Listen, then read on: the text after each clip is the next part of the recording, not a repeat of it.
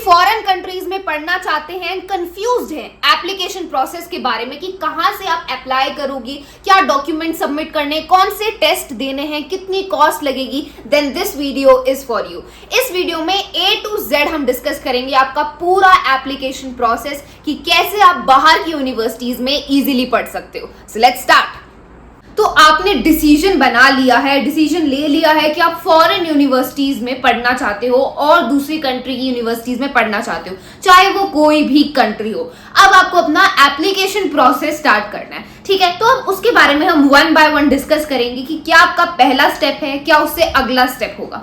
Okay, तो friends, सबसे पहला क्वेश्चन जो आपके दिमाग में आना चाहिए वो ये है कि आप आगे पढ़ना क्या चाहते हो। आपने देखो अपनी स्कूल की स्टडीज कर ली है ना, मैं मानती हूँ कि आपने अपना 12th तक की पढ़ाई यहाँ तक कर ली। अब आप आगे बैचलर्स के लिए या मास्टर्स के लिए बाहर जाना चाहते हो, तो सबसे पहले तो आपको अपने आप से ये पूछना है that what do you want to study. आप आगे क्या मेडिकल साइड जाना चाहते हो, क्या आप इंजीनियरिंग पढ़ना चाहते हो या ह्यूमैनिटीज का कोई कोर्स करना चाहते हो, जो भी आपका इंटरेस्ट है, जो भी आपका पैशन है ना। तो सबसे पहला क्वेश्चन, व्हाट कोर्स और programme do you want to study, and then फिर उसको आप आगे स्टडी करोगे जिस भी यूनिवर्सिटी में, जिस भी कंट्री की यूनिवर्सिटी में आपका एडमिशन होता है। तो the first question is which course और प्रोग्राम। देन वो डिसाइड करने के बाद में सेकेंड क्वेश्चन है कौन सा कंट्री। अब कौन से कंट्री में जाके वहां की यूनिवर्सिटीज में आप पढ़ना चाहते हो, क्या आप यूएसए में पढ़ना चाहते हो, क्या आप कनाडा में पढ़ना चाहते हो, क्या यूके में पढ़ना चाहते हो, ऑस्ट्रेलिया में, या फिर किसी यूरोपियन कंट्री में, है ना। हमारे पास बहुत सारे ऑप्शंस हैं।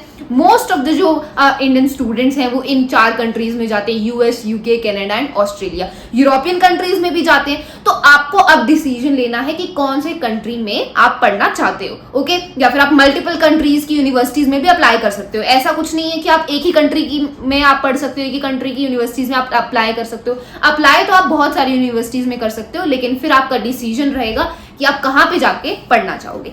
Okay, so then you have to ask yourself कि कौन से कंट्री में आपको जाके पढ़ना है। वो डिसाइड कर लेने के बाद में then third question will be which universities. आपको अपनी यूनिवर्सिटीज की लिस्ट बनानी है कि अगर मुझे यूएसए में जाके पढ़ना है तो इन यूनिवर्सिटीज में मैं अप्लाई करूंगा, एंड अगर मुझे यूके में जाके पढ़ना है देन मैं इन यूनिवर्सिटीज में अप्लाई करूंगा। तो फिर आपको क्या करना है, यूनिवर्सिटीज की लिस्ट बनानी है, शॉर्ट लिस्ट कर लेना है। वो सबसे ज्यादा इंपॉर्टेंट होता है, बिकॉज देखो हमें काफी सारे ऑप्शंस रखने पड़ते हैं। अब जैसे मैं यूएसए जा रही हूँ तो मैं यूएसए की ही बात आपको बता सकती हूँ, और कंट्रीज की मैं इतनी इन्फॉर्मेशन आपको नहीं बता पाऊंगी। तो यूएसए का बताती हूँ।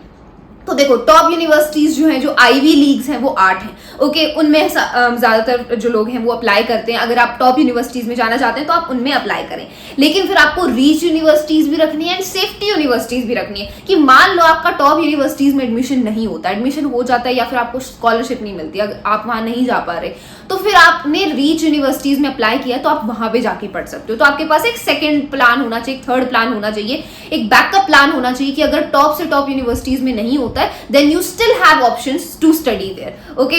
तो ऐसा नहीं करना कि सिर्फ टॉप की यूनिवर्सिटीज में अप्लाई कर दिया, नीचे की जो रीच और सेफ्टी यूनिवर्सिटीज हैं उसमें किया ही नहीं। तो आपको अपनी पूरी वो लिस्ट बनानी होगी, उस लिस्ट में टॉप यूनिवर्सिटीज भी होंगी, रीच वाली मतलब जो मीडियम यूनिवर्सिटीज हैं, एंड देन सेफ्टी के लिए भी यूनिवर्सिटीज होंगी, ओके। तो ऐसे आपको अपनी लिस्ट बनानी है, ओके। तो ये आपका थर्ड स्टेप है, अपनी यूनिवर्सिटीज को शॉर्ट लिस्ट करना। अब कौन सी यूनिवर्सिटी में आप जाना चाहोगे वो कैसे आपको सर्च करना है, तो देखो आप सर्च कर सकते हो कि यूनिवर्सिटी का एक्सेप्टेंस रेट क्या है, क्या उस यूनिवर्सिटी में आपका प्रोग्राम है। अगर मान लो आप इकोनॉमिक्स पढ़ना चाहते हो या और कोई कोर्स पढ़ना चाहते हो, ऐसा हो सकता है कि वो उस यूनिवर्सिटी में वो प्रोग्राम हो ही ना, है ना, तो फिर आप उस यूनिवर्सिटी में नहीं पढ़ पाओगे।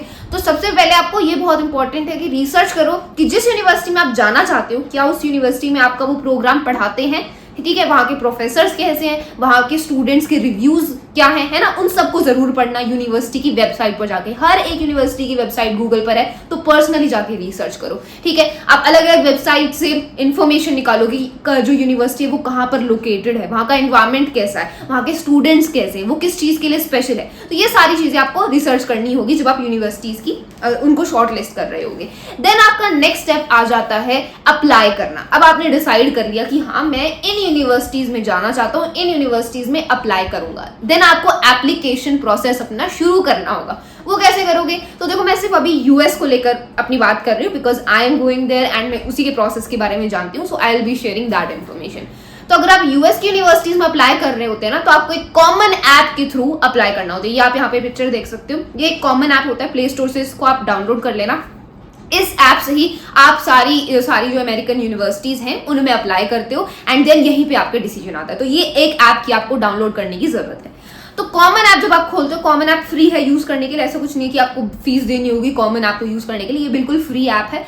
इस ऐप पे जाके सबसे पहले तो आप जो यूनिवर्सिटीज में आप अप्लाई करोगे उनको सिलेक्ट कर लेना, ठीक है। फिर आप उन यूनिवर्सिटीज को उनके हर एक उसको खोलोगे तो आपको दिख जाएगा कि हाँ ये वाली यूनिवर्सिटीज है, इसकी डेडलाइन ये है। डेडलाइन का बिल्कुल ध्यान रखना। अब देखो दो टाइम पे एक साल में जो है एडमिशन होते हैं, एक फॉल होता है एंड एक स्प्रिंग होता है। फॉल जो होता है वो सितंबर अगस्त के अराउंड एडमिशन होते हैं एंड स्प्रिंग होता है अप्रैल मई के अराउंड। ओके, तो आप कब जाना चाहते हो यूनिवर्सिटी में, सबसे पहले तो आपको ये डिसाइड करना है, ठीक है। देन उसके हिसाब से एप्लीकेशन डेडलाइन नवंबर में होती है अर्ली डिसीजन के लिए। अब दो टाइप के इनटेक होते हैं, या तो आप अर्ली डिसीजन अर्ली एक्शन में कर सकते हो या फिर रेगुलर डिसीजन में। अब ये दो इनटेक क्या होते हैं, देखो अर्ली एक्शन में क्या होता है, अर्ली एक्शन में जो फ्रेंड्स हैं वो जल्दी अप्लाई करते हैं एंड वो ज्यादा कॉम्पिटिटिव होता है, लेकिन उसका फायदा ये है कि आपको स्कॉलरशिप मिलने के चांस ज्यादा होते हैं एंड एडमिशन मिलने के चांस ज्यादा होते हैं, ठीक है। तो अगर आप अर्ली एक्शन में अर्ली डिसीजन में अप्लाई करते हो ना यूनिवर्सिटीज के, तो आपके एडमिशन होने के चांस ज्यादा है, स्कॉलरशिप मिलने के चांस ज्यादा है,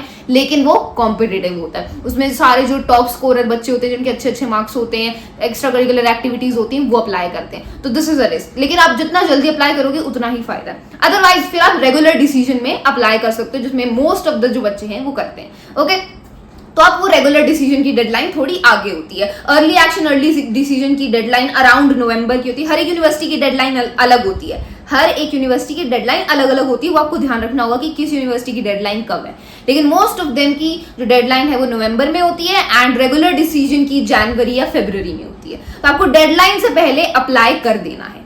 अब एप्लीकेशन में आपको क्या क्या देना है, कॉमन ऐप में आप क्या क्या सबमिट करोगे यूनिवर्सिटीज को। आप किसी यूनिवर्सिटी, जैसे फॉर एग्जांपल मैं अप्लाई कर रही हूँ येल यूनिवर्सिटी में या हार्वर्ड में या स्टैनफोर्ड में, किसी भी यूनिवर्सिटी में, ठीक है। तो अब मुझे क्या सबमिट करना होगा उस यूनिवर्सिटी को एडमिशन के लिए, है ना। तो सबसे पहले तो आपका जीपीए क्या होता है, आपका जो जीपीए होता है वो एक पूरा स्कोर होता है आपके हाई स्कूल का, ठीक है। हाई स्कूल क्या होता है, 9th से लेके 12th, तो आपके 9th 10th 11th 12th class का जो स्कोर है उसका क्या पूरा जो स्कोर एक एवरेज स्कोर बनेगा उसको जीपीए बोलते हैं। जैसे यहाँ इंडिया में तो वो सिस्टम नहीं चलता, परसेंटेज वाला सिस्टम चलता है, बाहर जीपीए वाला सिस्टम चलता है। तो आप जीपीए में कन्वर्ट भी कर सकते हो या फिर सीधा अपनी परसेंटेज सबमिट कर दो, वो भी बहुत होता है। वो जो कॉलेज है वो अपने आप चेक कर लेगा कि आपका क्या जीपीए बन रहा है, ठीक है। तो इतनी टेंशन लेने की जरूरत नहीं है। आपको अपना 9th 10th 11th और 12th का जो स्कोर है वो सबमिट करना है। आपके 9th में कितने मार्क्स आए हैं, 10th में कितने आए हैं, 11th में एंड 12th में, ठीक है। एंड देखो जितने अच्छे मार्क्स हैं उतना फायदा है। ये बात मैं बिल्कुल डिनाई नहीं करूंगी कि मार्क्स इंपॉर्टेंट नहीं है, मार्क्स इंपॉर्टेंट है।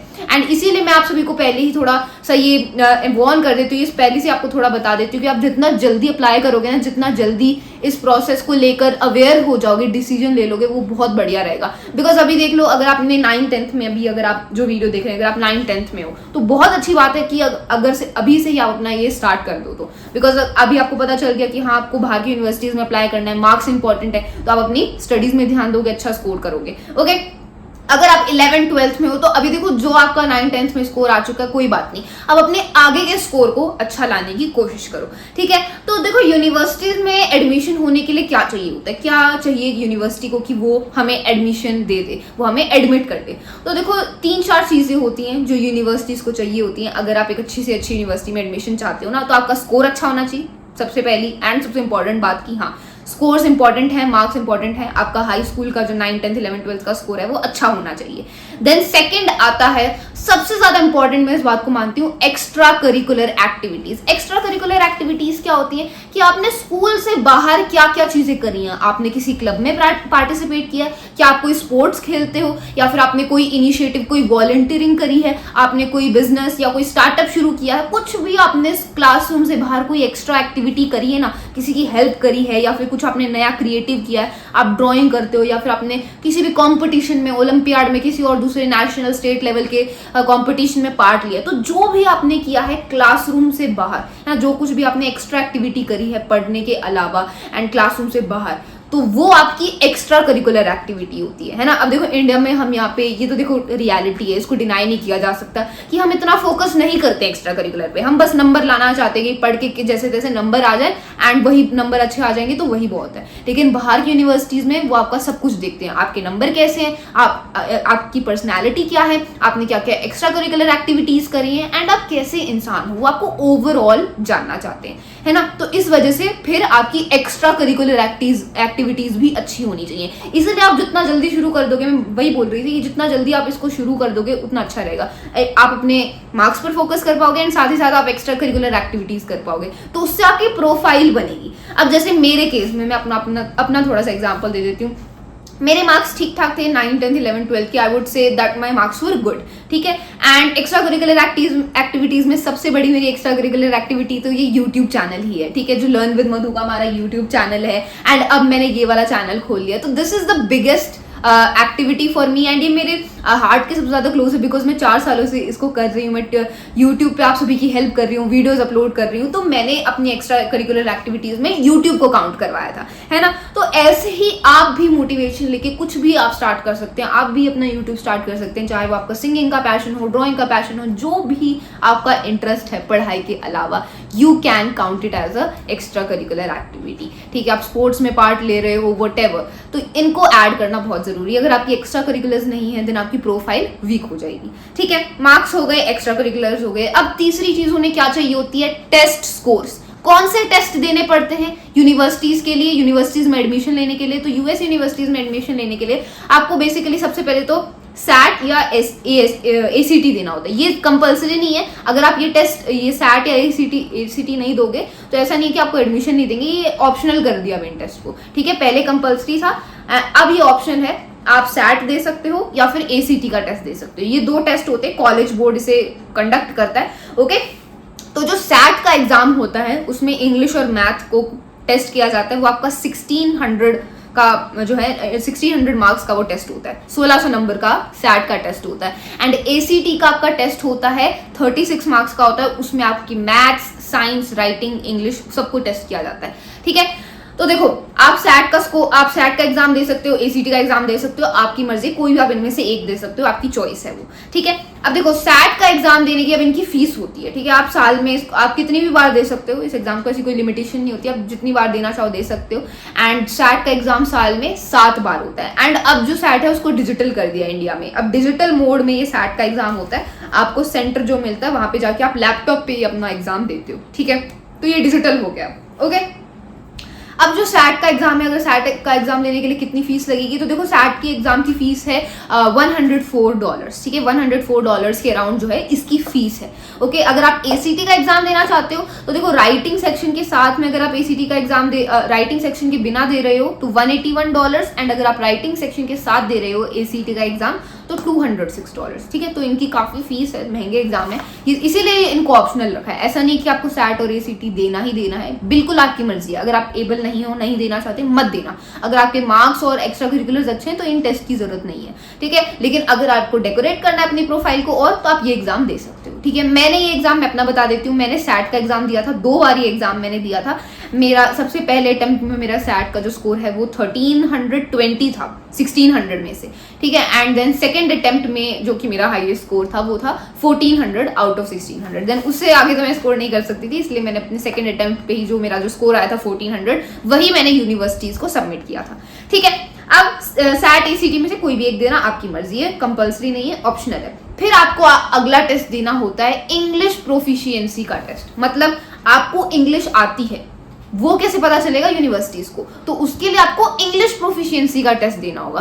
अब इंग्लिश प्रोफिशिएंसी के भी काफी सारे टेस्ट हैं, या तो आप आइलेट्स का एग्जाम दे सकते हो, या टॉफल दे सकते हो, या पीटीई दे सकते हो। तो इनमें से कोई भी आप इंग्लिश प्रोफिशिएंसी का एग्जाम दे सकते हो, ठीक है। लेकिन देना जरूर है, तभी यूनिवर्सिटीज को पता चलेगा कि आप इंग्लिश बोल सकते हो या नहीं, तो वो इनके मार्क्स जरूर मांगेंगे। ये आपके कंपल्सरी, सैट और एसीटी ऑप्शनल थे, लेकिन ये जो इंग्लिश प्रोफिशिएंसी का टेस्ट है ये आपका कंपल्सरी है, चाहे आप आइलेट्स दो, चाहे टॉफल दो, चाहे पीटीई दो, ठीक है। मैं आइलेट्स यहाँ पे सबसे ज्यादा पॉपुलर है हम सभी में, तो आप आइलेट्स दे सकते हो। लेकिन यूएस यूनिवर्सिटी ज्यादातर जो है वो टॉफल का स्कोर देखती हैं, तो आप टॉफल दे सकते हो। मैंने टॉफल एग्जाम दिया था, टॉफल एग्जाम जो होता है वो 120 मार्क्स का होता है, मेरे 120 में से 103 आए थे, okay.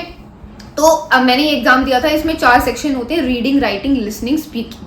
Reading, writing, listening and speaking. मेरे स्पीकिंग में फुल आए थे, मेरे लिसनिंग में फुल आए थे, मेरे रीडिंग सेक्शन में 23 आए थे 30 में से, एंड राइटिंग सेक्शन में 21 आए थे 30 में से। ओके, एंड रीडिंग से एंड जो स्पीकिंग सेक्शन था उसमें भी मेरा 1 मार्क्स कट गया था। ओके, तो ये आपका पूरा टॉफल का एग्जाम होता है। ओके, ऐसे ही आईलेट्स का एग्जाम भी होता है। आईलेट्स में जो मार्किंग सिस्टम है वो थोड़ा अलग है, जैसे बोलते हैं 7 बैंड आ गए, 8 बैंड आ गए, तो वो बैंड वाला सिस्टम होता है। ठीक है, एग्जाम ये एक जैसी है, कोई भी आप इनमें से एक दे देना, एंड वो स्कोर आपको यूनिवर्सिटी को सबमिट करना है। ठीक है, तो ये हो गया। अब अगर आप आईलेट्स देना चाहते हो तो इनका आप देख लेते हैं कितना कॉस्ट लगेगा, कितनी फीस है इनकी। तो आप आईलेट्स देना चाहते हो तो इसका जो कॉस्ट है वो 17,000 रुपीज़ है। अगर आप टॉफल देना चाहते हो तो इसकी कॉस्ट है 16,900 रुपीज़। आप पीटीई देना चाहते हो तो इसकी कॉस्ट है 17,000। तो देखो काफ़ी महंगे एग्जाम है, लेकिन एक ही एग्जाम आपको देना है, एक बार दे दोगे तो फिर सारी यूनिवर्सिटीज़ के लिए चल जाएगा। ओके, एंड देन आपको ये आपने ये टेस्ट दे दिए, तो 3 चीज़ें चाहिए यूनिवर्सिटीज़ को। आपके मार्क्स, हाई स्कूल के मार्क्स वो देखेंगे, देन आपकी एक्स्ट्रा करिकुलर एक्टिविटीज़ जो आपने करी है, एंड तीसरी चीज़ आपके टेस्ट स्कोर्स। टेस्ट कोर्स में आपका सैट या एसीटी या एंड दूसरा इंग्लिश प्रोफिशिएंसी टेस्ट हो गए आपके। ठीक है, तो ये होता है। अब देन आपने टेस्ट स्कोर सबमिट कर दिए, एक्स्ट्रा करिकुलर मार्क्स सबमिट कर दिए, उसके बाद जो है आप अप्लाई कर दोगे, बाकी सारी इन्फॉर्मेशन भरोगे, एंड देन आता है आपका सबसे important part common app application का, विच इज द एस्से, जो कॉमन ऐप एस्से होता है। ठीक है, अब एस्से लिखना पड़ता है आपको हर एक यूनिवर्सिटी को। उस एस्से में आप अपने बारे में बताते हो, 500 to 600 वर्ड का एस्से आपको लिखना होता है हर एक यूनिवर्सिटी को। इस एस्से में आप अपनी लाइफ स्टोरी के बारे में बताते हो। ऐसा जरूरी नहीं आपको अपनी लाइफ स्टोरी बतानी है, आपकी लाइफ में कोई भी ऐसा इंसिडेंट हुआ है जिसने आपको इंस्पायर किया है, या जिससे आपने बहुत कुछ सीखा है, या फिर आपने कोई ऐसी नई चीज क्रिएट करी है, या आपकी लाइफ में कोई एक ऐसा एक्सपीरियंस हुआ हो जिससे आपका पूरा जो सोचने का तरीका है वो चेंज हो गया, या आपकी लाइफ में कुछ भी ऐसा इंपॉर्टेंट जिसके बारे में आप कॉलेज को बताना चाहते हो, जिससे कॉलेजेस को पता चले कि हाँ आप ऐसे इंसान हो, आपकी थॉट प्रोसेस क्या है, आप कैसे सोचते हो, आपकी क्या वैल्यूज है। तो ऐसे किसी भी इंसिडेंट के बारे में आप बता सकते हो अपने एस्से में। अब मैंने अपने एस्से में अपने चैनल के बारे में बताया कि कैसे जब मैं 9th में थी मुझे पढ़ाने का बहुत ज़्यादा शौक था, इसलिए मैंने अपना चैनल की शुरुआत करी, मैं वीडियोस डालने लगी, एंड धीरे धीरे आप सभी फ्रेंड्स मेरे साथ जुड़े। ओके, तो यही स्टोरी मैंने अपने एस्से में बताई थी। तो ऐसे ही आपकी लाइफ में कोई ऐसी स्टोरी है या कोई भी ऐसा इंसिडेंट है जिसने आपको इंस्पायर किया है या आपकी लाइफ में वो बहुत ज़्यादा इंपॉर्टेंट है, उसके बारे में आप शेयर कर सकते हो। तो कॉमन ऐप एस्से जो है उसको इनफॉर्मल रखो, सबका अपना यूनिक स्टाइल होता है। जितना ज़्यादा यूनिक होगा, जितना ज़्यादा आप यूनिवर्सिटीज़ को इम्प्रेस कर सकते हो, वो आप अपने एस्से में करोगे। तो ये एस्से आपको चांस मिल गया है अपनी पर्सनैलिटी शो करने का।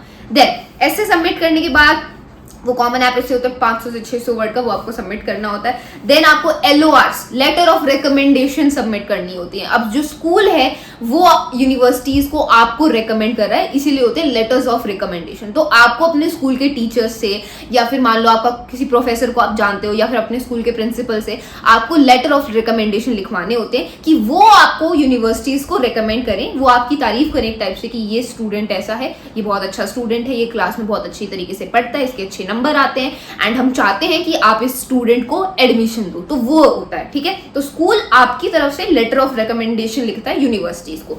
तो हर एक यूनिवर्सिटी को 2 से 3 लेटर ऑफ रिकमेंडेशन चाहिए होते हैं। 1-2 आपकी टीचर से, आपकी जो क्लोज टीचर है, जो टीचर आपको सबसे आप क्लोज हो उनके, आप उनसे अपना लेटर ऑफ रिकमेंडेशन लिखवा सकते हो। एंड 1 लेटर ऑफ रिकमेंडेशन आपको किसी गाइडर से या फिर अपने प्रिंसिपल से आप लिखवा सकते हो। ठीक है, या फिर और किसी आप प्रोफेसर को जानते हो, you can make them also write the letter of recommendation. तो LOR इन्हें बोलते हैं। LORs आपको लिखवाने होते हैं, साइन करवा के देन सबमिट करना होता है यूनिवर्सिटीज को।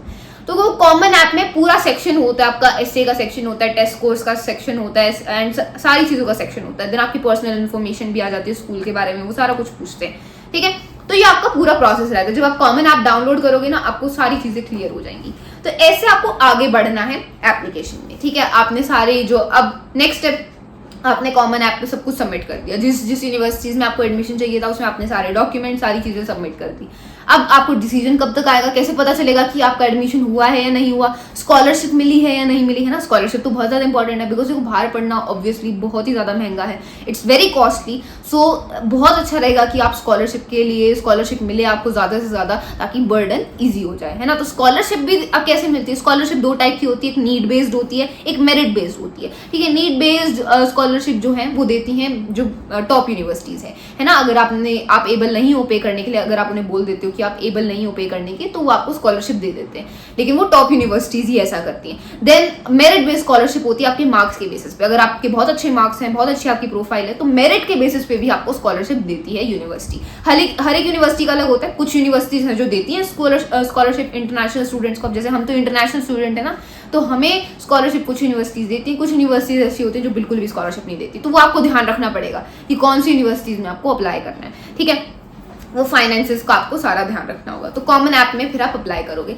हर एक कॉलेज की ना थोड़ी सी फीस होती है कॉमन ऐप में, $30 से $75 हर एक कॉलेज चार्ज करता है अगर आप कॉमन ऐप्स के थ्रू अपनी एप्लीकेशन सबमिट कर रहे हो। लेकिन आपको कॉमन ऐप फी वेवर मिल सकता है, जिसमें से आप फ्री में कॉलेजेस को अप्लाई कर पाओगे, ठीक है। तो वेवर ले लेना, फिर आप इजिली अप्लाई कर पाओगे। देन डिसीजन आपको 1-2 महीने बाद मिल जाते हैं। जैसे मान लो आपने अर्ली डिसीजन में अप्लाई किया ना, तो आपको जनवरी दिसंबर एंड तक आपको मिल जाएगा अपना डिसीजन कि आपका एडमिशन हुआ है या नहीं। अगर आप रेगुलर डिसीजन में करते हो तो आपको फरवरी मार्च तक मिल जाता है अपना डिसीजन, अप्रैल में भी, ओके। देन डिसीजन मिलने के बाद में फिर आप अपने सारे ऑप्शंस को देखते हो कि हाँ, इस यूनिवर्सिटी में मुझे एडमिशन मिला, इस यूनिवर्सिटी में मिला, इस यूनिवर्सिटी में मिला, अब कौन सी यूनिवर्सिटी में मुझे जाना है। फिर आप अपना डिसीजन लेते हो कि इसमें मुझे इतनी स्कॉलरशिप मिली, इसमें इतनी मिली है, मेरे लिए बेस्ट ऑप्शन ये रहेगा, बेस्ट ऑप्शन वो रहेगा। फिर आप अपना खुद का डिसीजन ले लेते हो, वो आपके ऊपर आ जाता है। देन डिसीजन लेने के बाद आप अपना वीजा का प्रोसेस शुरू करते हो, कहाँ पे आपको रहना है, वो सारी आगे की चीजें स्टार्ट होती है।